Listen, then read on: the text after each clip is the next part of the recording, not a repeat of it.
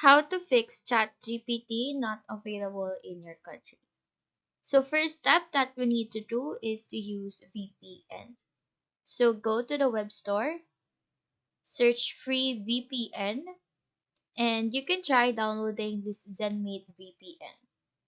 Click on Add Extension, and now your extension should install here on top. Open up ZenMate, close the instructions, and choose country like Germany or United States where ChatGPT is available. I will click on United States, and we will now try if our ChatGPT will load. I will open the site, and as you can see, the ChatGPT is working. So that is how you fix ChatGPT not available in your country. Do let us know if this video helped you out. And if you have any questions, feel free to drop them down below. Thank you for watching and have a nice day.